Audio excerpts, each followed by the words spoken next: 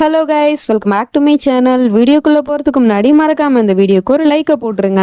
Last பார்ட்ல நம்ம ஹீரோயினி அம்மா வீட்டுக்கு போனா அப்படிங்கிற காரணத்துக்காக அவளை ரூமை விட்டே துரத்திட்டான் புருஷங்காரன். அதனால வருத்தப்பட்டுட்டு உட்காந்துருக்கா. காலையில எழுந்திரிச்சதும் குளிக்கிறதுக்காக ரூமுக்கு வந்திருப்பா. போல அப்படி ட்ரெஸ் சேஞ்ச் பண்ணிட்டு அவ கண்ணாடி முன்னாடி நின்றுட்டு இருக்கும் போது புருஷங்காரன் எழுந்திரிச்சிட்டு உன்னதான் ரூமுக்குள்ள வர வேணான்னு சொன்னேன்னு எதுக்கு வந்தேன்னு கேட்கறான். நான் இந்த ரூமுக்கு குளிக்கிறதுக்காக தான் வந்தேன், குளிச்சு முடிச்சுட்டா நான் இங்க இருந்து போறேன் அப்படின்னு சொல்லிட்டு அவன் இங்க இருந்து போயிடுறா. இது இவனுக்கு இன்னும் கடுப்பாகுது. அதுக்கப்புறமா ஆஃபீஸ் போயிட்டு கால் பண்றான் ஏதோ ஃபைல் விஷயமா பேசுறதுக்கு. ஆனா நம்ம ஹீரோயினி தான் இவன் மேல கோவமா இருக்கா இல்லையா, அதனால இதோ இருங்க அம்மா கிட்ட கொடுக்குறேன் அப்படின்னு சொல்லிட்டு மாமியார்ட்ட போனை கொடுத்துட்டு அங்க இருந்து போயிடுறா. அது இவனுக்கு இன்னும் கொஞ்சம் கடுப்பாகுது. எவ்வளவு திமிரு இருந்தா அவ நான் போன் பேசிட்டு இருக்கும் போதே உங்ககிட்ட தூக்கி கொடுத்துட்டு போவா. அவ மனசுல அப்படி என்ன நினைச்சிட்டு இருக்கா, துமுறா பண்ணிட்டு இருக்கா அப்படிங்கிற மாதிரி சொல்லிட்டு இருக்கான். ஆமாப்பா அவ அப்படிதான் பண்றா, நீ ஒன்னும் கோவப்படாதப்பா அப்படின்னு சொல்லிட்டு அப்படியே மாமியார் ஏத்தி விடுற மாதிரியே பேசிட்டு இருக்காங்க. அதுக்கப்புறமா இப்ப நைட் ஆடுது. இவன் தான் ரூமுக்குள்ள இருக்க வேணான்னு சொன்னான் இல்லையா, அதனால அவளோட படுக்கை எடுத்துட்டு அங்க இருந்து போக போறா. அப்ப அவன் ஸ்டாப் பண்ணிட்டு எங்க போறேன்னு கேக்குறான். ஹாலுக்கு போறேன் தூங்க அப்படின்னு சொல்றா. ஒன்னும் தேவையில்ல, நீ இங்கேயே படு அப்படின்னு சொல்றான். இல்ல ஒன்னும் பிரச்சனை இல்லை, நான் அங்கேயே போய் தூங்க வைக்கிறேன் அப்படின்னு சொல்லிட்டு அங்க இருந்து போயிட்டு இருக்கா. ரொம்ப கடுப்பாகுது இவனுக்கு. அது எப்படி நான் சொல்லி அவ கேட்காம போவா அப்படிங்கிற மாதிரி யோசிச்சுட்டு இருக்கான். கொஞ்ச நேரம் கழிச்சு நல்லா தூங்கிட்டு இருக்கும் போது அவளை எழுப்பிக்கிட்டு உனக்கு எவ்வளவு திமிருடி, நான் சொல்லி நீ நிக்காம இங்க வந்து படுக்கிறியா அப்படின்னு கேட்டுட்டு இருக்கான். நீங்க தானங்க என்ன ரூமை விட்டு போக சொன்னீங்க, அதனாலதான் நான் இங்க வந்து படுக்கிறேன் அப்படின்னு சொன்னா எதிர்த்து பேசுறியா அப்படிங்கிற மாதிரி கத்திக்கிட்டு இருக்கான். அந்த நடுஜாமத்துல அப்படி சண்டை போட்டுட்டு கத்திட்டு இருந்தா காதுல ஒழுகாதான் என்ன, அதனால மொத்த ஃபேமிலியும் கீழே இறங்கி வந்துடுறாங்க.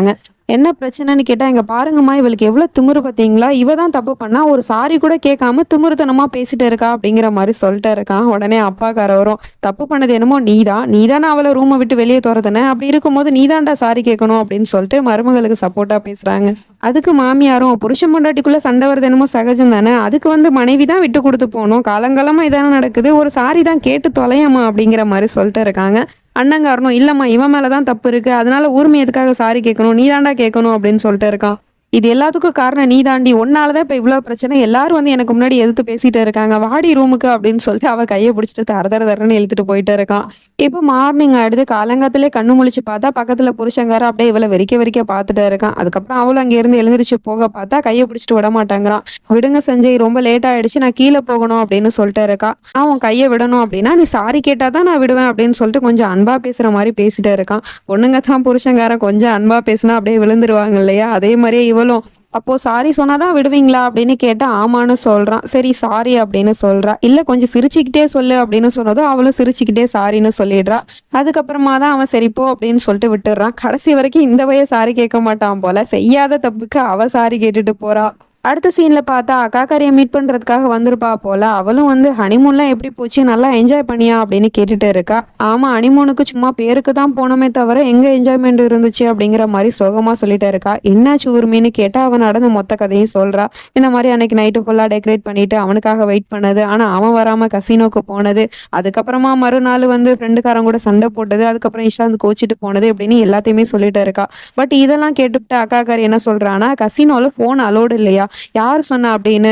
எல்லா கசினோலுமே போன் அலோவ் பண்ணுவாங்க ஊருமே, மாமா ஏதோ உங்ககிட்ட பொய் சொல்றாரு அப்படிங்கிற மாதிரி சொல்லிடுறா. அதனால நம்ம ஹீரோயினிக்கு ஒரே குழப்பமாவே இருக்கு. என்ன பண்றதுன்னு தெரியாம கோவால இருக்கிற அந்த கசினோக்கே கால் பண்ணி விசாரிக்கிறா. உங்க கசினோல வந்து போன் அலோவ் பண்ணுவீங்க தானே அப்படின்னு கேட்டா, அஃப்கோர்ஸ் மேடம் அலோவ் பண்ணுவோமே அப்படிங்கிற மாதிரி சொல்லிடுறாங்க.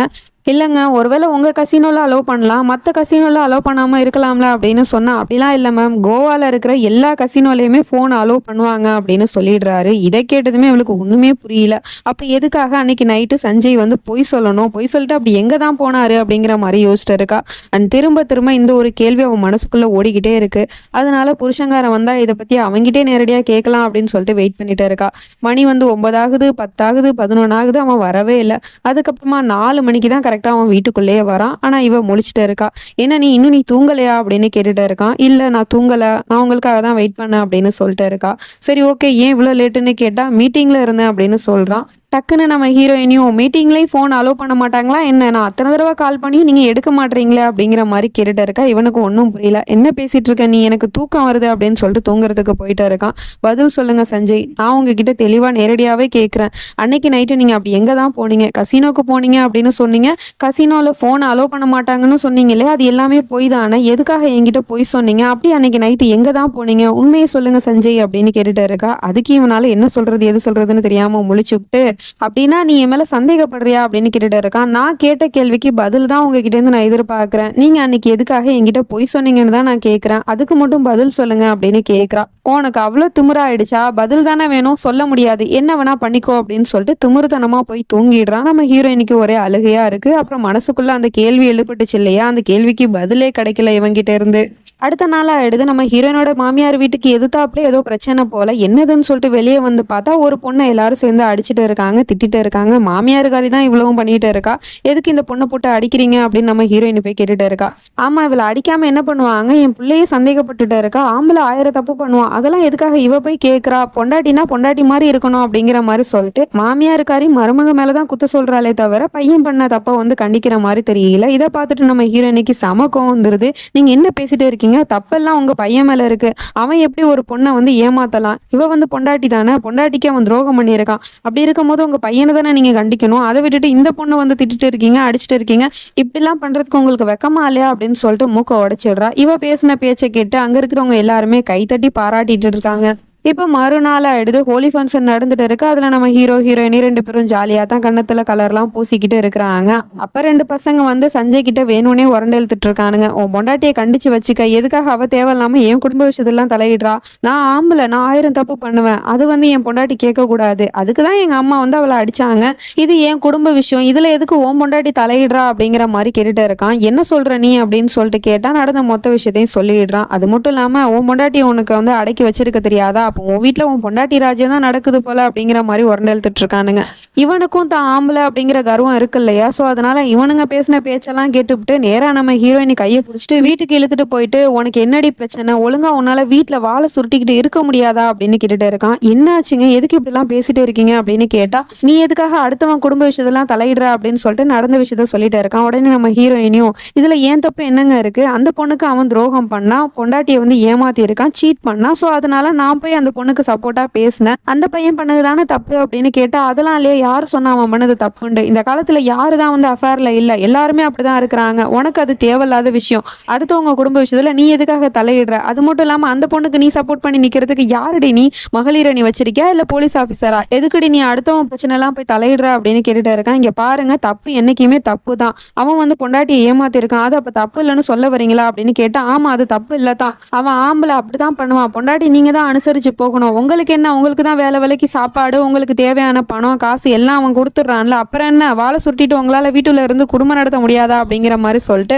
அந்த பையலுக்கு சப்போர்ட் பண்ணி பேசிட்டு இருக்கான். நீங்க என்ன செஞ்ச இப்படிலாம் பேசிட்டு இருக்கீங்க, அப்போ ஒரு பொண்டாட்டிங்கிறவ வந்து புருஷனுக்கு அடிமையா தான் இருக்கணும்னு சொல்ல வரீங்களா, அதனால புருஷங்காரன் என்ன தப்பு பண்ணாலும் சரி, அவளுக்கு துரோகம் பண்ணாலும் சரி, அவளை ஏமாத்தினாலும் சரி, அவ வாயை மூடிட்டு அமைதியா இருக்கணுமா, என்ன கேட்டா அப்படி ஒரு கேவலமானவ கூட அவ வாழவே வேணான்னு தான் நான் சொல்லுவேன், டைவர்ஸ் ஆகிட்டு செம்ம போயிடலாம் அப்படிங்கிற மாதிரி சொன்னதும் இவனுக்கு வந்த கோவத்துக்கு அப்படியே அவளை கண்ணத்தை காட்டி ஓங்கி அரைஞ்சிடறான். போதும் வாயை மூடு அப்படின்னு சொல்லிட்டு நம்ம ஹீரோயினுக்கு பயங்கரமான ஷாக்கா இருக்கு. அப்படி என்னத்த நம்ம தப்பா பேசிட்டோம் அப்படிங்கிற மாதிரி பார்த்துட்டு இருக்கா.